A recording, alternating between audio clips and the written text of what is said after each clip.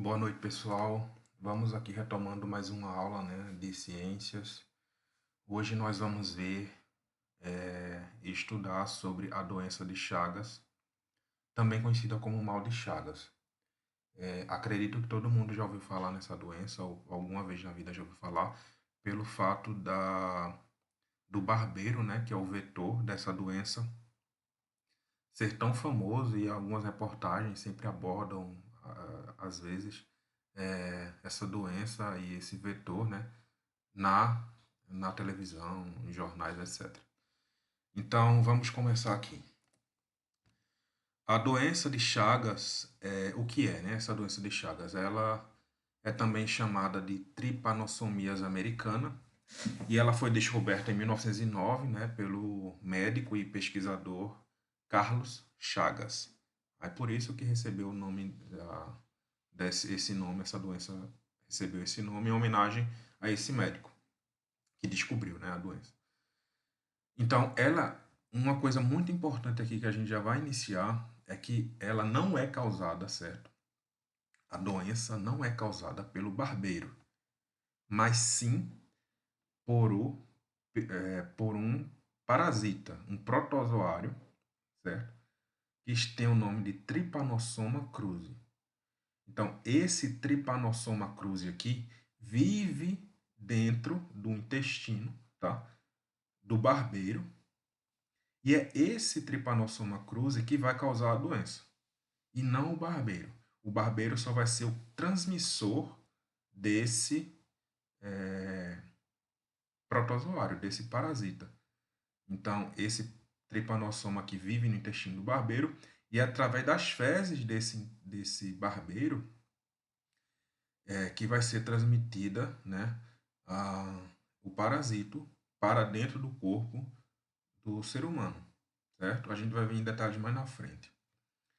Então, essa doença pode ser considerada uma antropozoonose, resultado das alterações humanas no meio ambiente.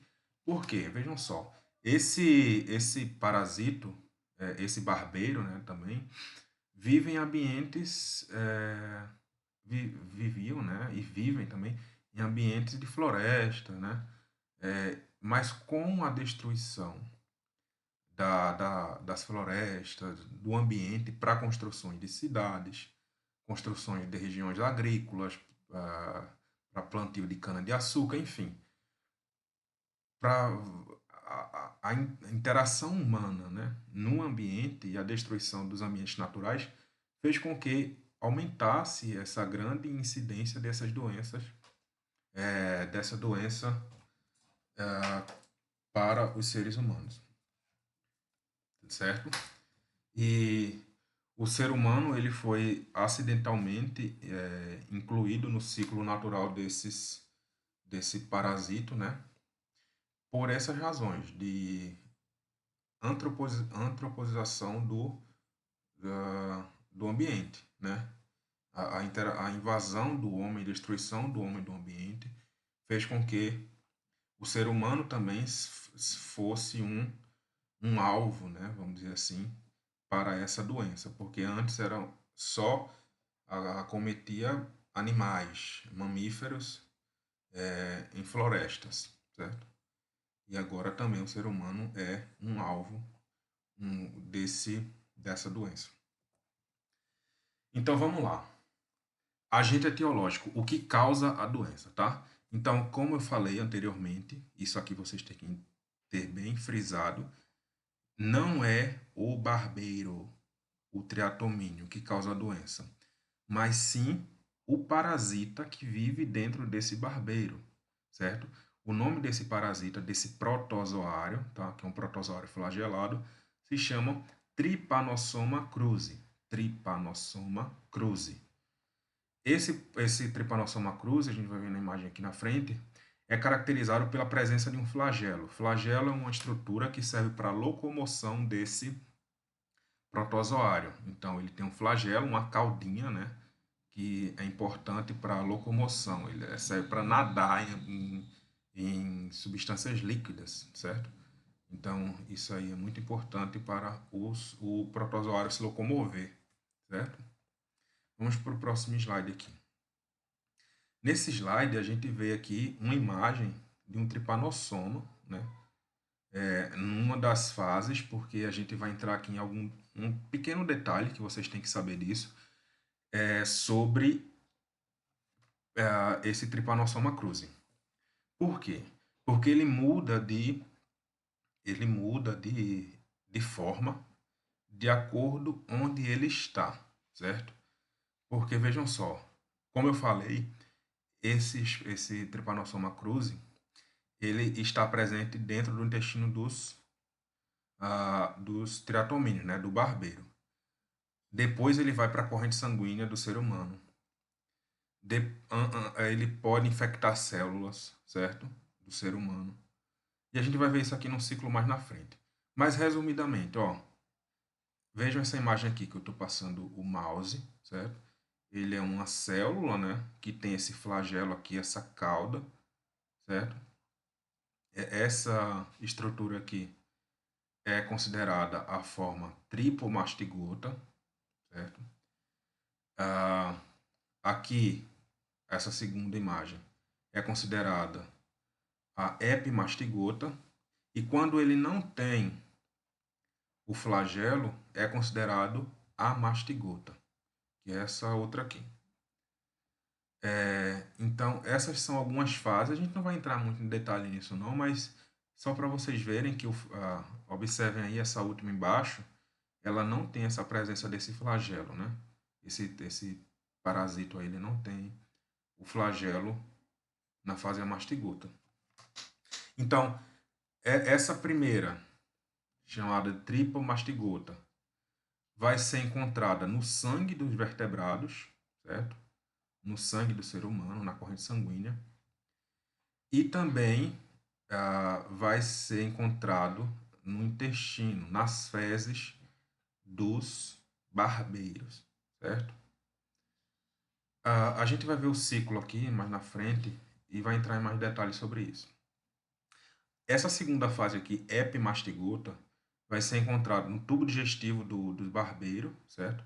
E ela não é infectante para os vertebrados. E essa fase aqui vai ter que se transformar nessa terceira fase aqui, que é a tripomastigota, para aí sim infectar os vertebrados. E essa última fase embaixo aí, chamada de amastigota, que não tem o flagelo, é que vai estar presente nos tecidos dos vertebrados, certo? E ela vai ser encontrada dentro das células, certo? Dos vertebrados. Vamos lá. Então, o que eu falei anteriormente é o seguinte: quem transmite a doença, quem causa a doença é o Trypanosoma cruzi, certo?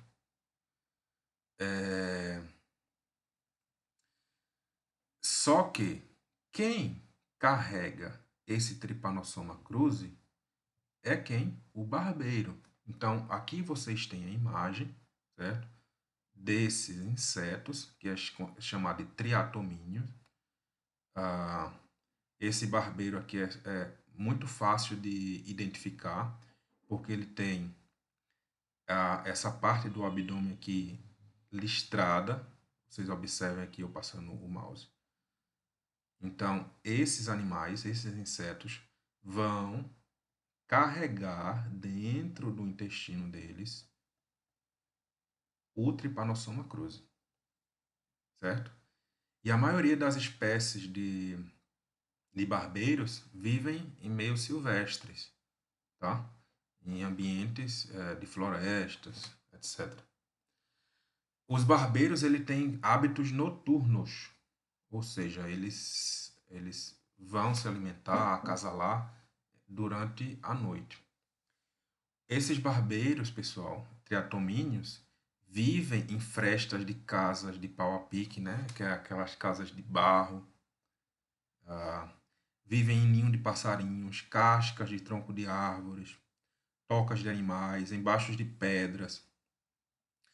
Ó, copa das árvores, principalmente de açaí, palmeiras de açaí. Então a gente vai mais na frente eu vou falar sobre alguns casos que ocorreram por infecção, por açaí. Então tem que ter muito cuidado, principalmente esse pessoal que trabalha na colheita, né, do açaí, para não misturar com algum barbeiro ali no meio, né, triturar, por exemplo. Então, só relembrando e reforçando aqui que a doença é causada pelo protozoário, né, Trypanosoma cruzi, e quem é o vetor desse Trypanosoma cruzi é o barbeiro. Então, como é que ocorre a transmissão? A transmissão ocorre da seguinte maneira. Esse inseto, esse barbeiro, ele vai lá se alimentar de sangue, porque ele é considerado um inseto hematófago, certo? Ele se alimenta, ele pica o ser humano. Ele vai lá, pica, né, o ser humano e suga o sangue. Só que nesse caso, não ocorre a transmissão do tripanossoma para dentro do sangue do ser humano. O que é que vai acontecer? Quando esse animal pica o ser humano, ele vai defecar, ele vai fazer cocô ao lado ali da ferida, do sangue, certo? Ao lado da ferida que ele picou para sugar o sangue. Então, quando a pessoa vê aquela ferida ali, qual é a primeira reação que a gente vê? Ou então, o que uma pessoa vai fazer ali? Vai coçar aquela área para ver o que aconteceu, ou então deu aquela coceira na região. Então, como as fezes desse barbeiro contém o Trypanosoma cruzi, que é aquele protozoário, quando a pessoa passa a mão ali em cima, coça, as fezes e o Trypanosoma cruzi infectada, né, as fezes infectadas por Trypanosoma cruzi, cai dentro daquela feridazinha, certo? Que o barbeiro deixou na picada. Aí sim é que esse Trypanosoma cruzi vai entrar na corrente sanguínea do ser humano, certo? Na verdade, ele primeiro vai ficar ali naquela região da ferida. E o que é que vai acontecer? Esses Trypanosoma cruzi na forma tripomastigota vai infectar as células ali ao redor da região da ferida. Mais na frente eu vou colocar um slide aqui para vocês entenderem. Mas existem outras formas de transmissão. Ó. Transmissão vertical ocorre de mãe para filho durante a gestação. Pode ocorrer sim transmissão desse tripanossoma pela gravidez, né? Por leite materno também pode ocorrer transmissão. Transfusão sanguínea, via oral, certo? Acidentes laboratoriais, transplantes de órgãos, se receber um transplante de um órgão infectado por esse Trypanosoma cruzi, também pode ocorrer a transmissão para uma pessoa saudável, certo? Antes da gente entrar nos sintomas, eu quero mostrar aqui esse slide aqui sobre o animal. O animal não, desculpa, sobre o protozoário. Deixa eu carregar aqui, só um segundo.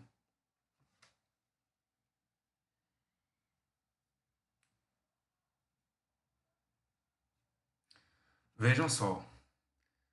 Aqui, pessoal, temos um esfregaço sanguíneo. O que é isso? É um exame de sangue de rotina, certo? Quando a gente vai fazer um exame de sangue, isso aqui é como é que se diagnostica se a pessoa está infectada por esse protozoário, né, que vai causar essa doença, a doença de Chagas. Essas células aqui, ó, arredondadas em vermelhas, são as nossas hemácias. São células do corpo, células do sangue natural, que transportam oxigênio para o corpo, certo? Isso aqui é natural, essas células arredondadas. Mas vejam essa estrutura aqui em forma de folha, né? Em forma fusiforme. Essa estrutura é o Trypanosoma cruzi. Então, esse protozoário aqui é que vai causar a doença de Chagas, tá? Então, é esse protozoário que vai causar essa doença. Então, vocês já observem esses tripanossomas aqui na corrente sanguínea. Isso aqui é uma imagem real do protozoário. Olha o flagelo dele aqui, ó. O flagelo dele, que serve para ele nadar, né? Para se locomover em meios líquidos. Então, aqui é uma imagem real desse protozoário. Aqui é só o ciclo de transmissão do tripanossoma, né? Da doença que vai causar a doença de Chagas. O ciclo de transmissão natural. Lembram que esse tripanossoma, ele pode ter várias formas, né? De acordo onde ele estiver. De onde ele estiver, ele vai ter uma forma. Às vezes ele vai ter flagelo, às vezes não, certo? Às vezes ele vai estar na forma epimastigota. Mas aí vamos só resumir aqui rapidinho para vocês entenderem o ciclo de transmissão do protozoário, tá? Então, vamos lá. O inseto aqui, o barbeiro, né? Como eu falei, ele vai conter, né? Um inseto que contenha, esse barbeiro que contenha o tripanossoma nas suas fezes, vai picar aqui o ser humano. Acompanhe com a seta, certo? Vai picar o ser humano. Lembrando que esse protozoário não vai sair pela saliva do barbeiro, né? Mas sim, ele quando picar, ele vai defecar na área próxima à ferida onde ele picou. O ser humano vai lá e coça. Ao coçar, esse protozoário, o Trypanosoma cruzi, vai entrar na área da ferida. Então, esse protozoáriozinho aqui, em 2 agora, vai entrar na ferida e vai invadir células. Só lembrando aqui que no barbeiro, tanto o barbeiro, nas fezes do barbeiro, a fase que ele vai estar é tripomastigota, tá? E ele vai infectar as células aqui. Aqui já é um detalhe da infecção do tripanossoma no tecido humano. Então, ele se infecta, ele vai infectar as células aqui, certo? E vai se diferenciar nessa estrutura aqui sem flagelo, chamada de amastigota, a fase amastigota. Essa estrutura aqui vai se dividir, certo? Mais e mais e mais, para gerar, por divisão binária, para gerar mais desse indivíduo dentro do corpo humano, e aí vai se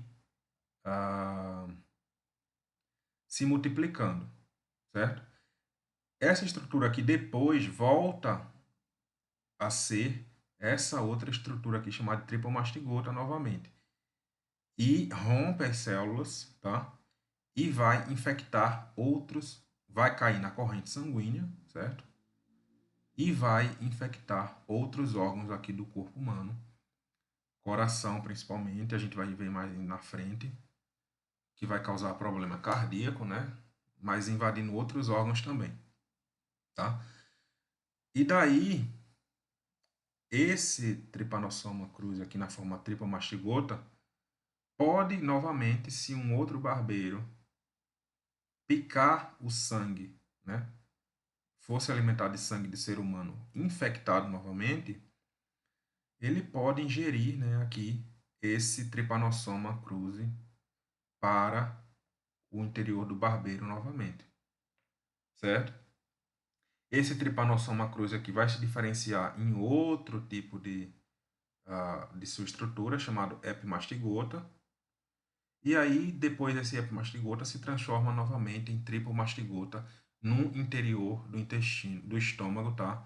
do barbeiro. E assim sucessivamente. Aí o barbeiro vai estar contaminado e durante as fezes, certo? Ele vai eliminar novamente o Trypanosoma cruzi. Resumindo, pessoal, para não entrar em detalhes sobre a forma do tripanossoma, certo? O inseto, o barbeiro, pica o ser humano, defeca na área. ah, Ao defecar, esse tripanossoma entra na corrente sanguínea, certo? E vai infectar órgãos, certo? Diferentes órgãos no corpo humano. E, novamente, se o barbeiro picar o ser humano que esteja contaminado, ele vai se infectar também com o Trypanosoma cruzi, certo? Aqui é só para mostrar as diferenças entre epimastigota, a tripomastigota e a mastigota que não tem o flagelo, certo? Que aqui vai estar na fase de divisão dentro de células. Vamos retomando lá. Espero que vocês tenham entendido essa parte. Retomando aqui, agora, os sintomas da doença.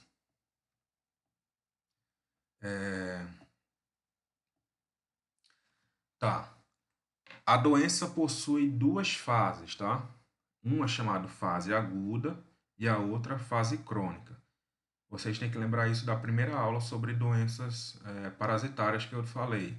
Que doenças em fase aguda é aquelas que está na fase de início, tá? É relacionado ao tempo. Então, a fase aguda é aqueles sintomas que vai ser em período de tempo curto. Já os sintomas em fase crônica vão ser aqueles sintomas mais severos e que que acontecem em um tempo maior, tá? Vão aparecer em um tempo maior. E geralmente são sintomas mais críticos, né? Então, essa doença, se a pessoa é infectada por esse protozoário, a pessoa pode permanecer anos assintomática, ou seja, sem apresentar nenhum sintoma, certo? Aqui, ó, após alguns dias da picada, né? E a entrada desse protozoário na corrente sanguínea, pode haver febre, mal-estar, sinal de inflamação, aumento do baço, do fígado, distúrbios cardíacos, que esses vão ser os principais órgãos a serem acometidos por esse protozoário.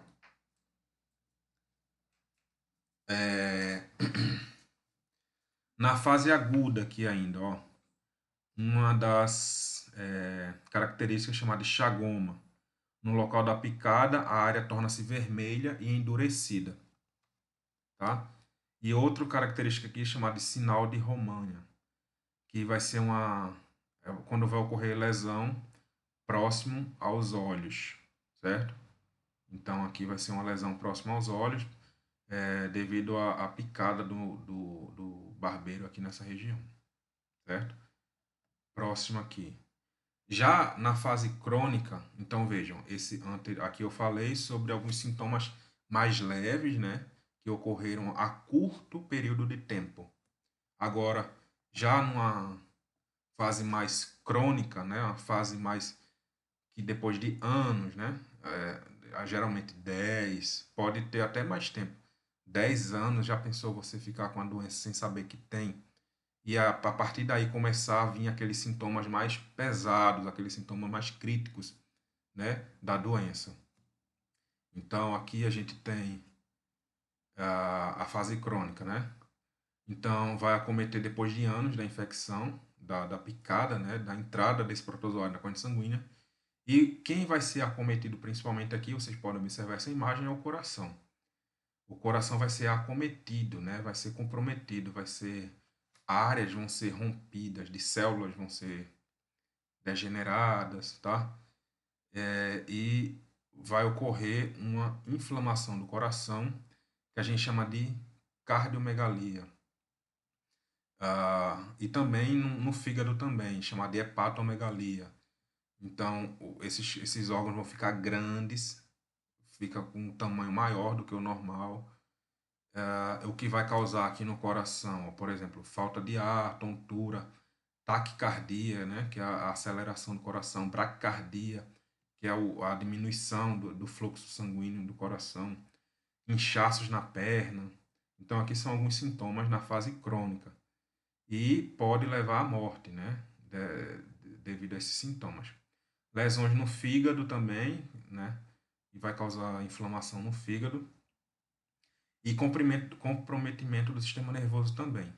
Então, cérebro e órgãos do sistema nervoso podem ser acometidos na fase crônica da infecção, certo? Diagnóstico. O diagnóstico é feito através de exames de sangue. Então, a gente faz exame de sangue de rotina e vai identificar, né, se ali naquele esfregaço sanguíneo vai ter o protozoário. Então, ali vocês viram naquela imagem anterior que eu mostrei, células do sangue normal e células do protozoário. Então, ali no laboratório, o pessoal que é especializado nisso vai identificar, ó, aqui tem a fase triplomastigota, né, que vive na corrente sanguínea, e identifica que a pessoa está contaminada com esse protozoário. Certo? Tratamento.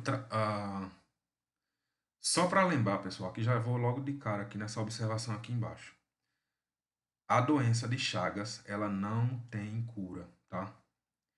E o tratamento é feito para controlar os sintomas e evitar complicações, principalmente na fase crônica, né?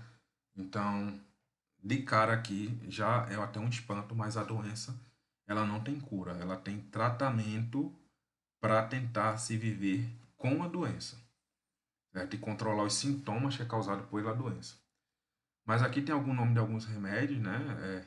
Nifurtimox, benzonidazol, alopurinol, são alguns remédios, medicamentos que são usados para o combate, né?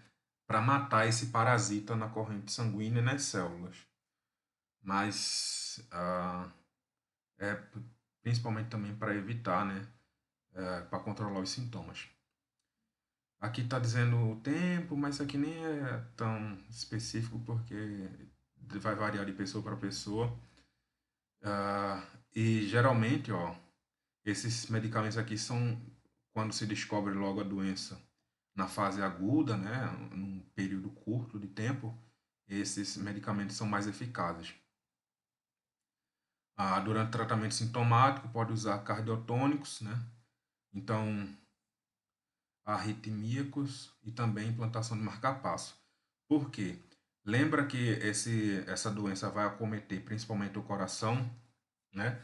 Então, o coração é um órgão muito sensível e esse marca-passo aqui, ou alguns medicamentos para controlar o batimento cardíaco, né? O fluxo, a frequência cardíaca, são importantes para que o coração não entre em colapso, não aconteça um infarto, né?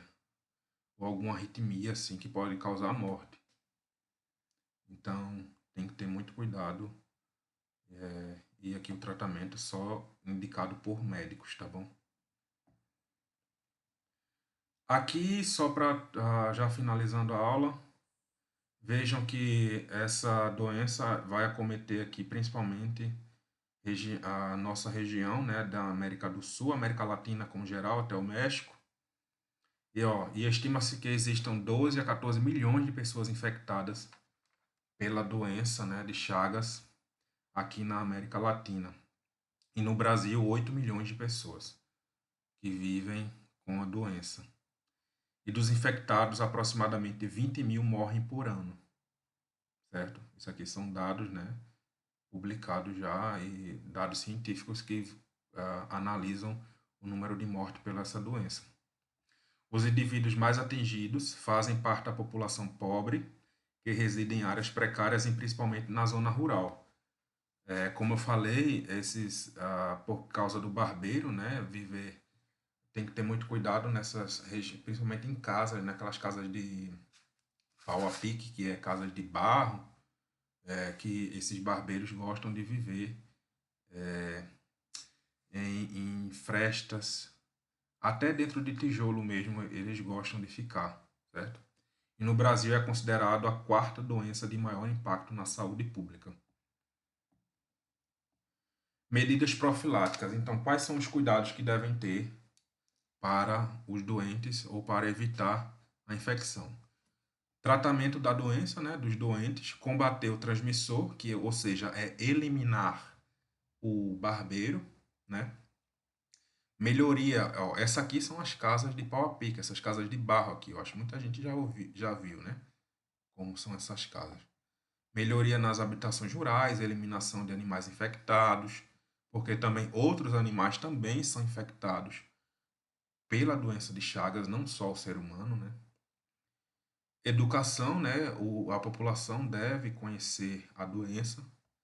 E aqui tomar cuidado com alguns alimentos, né?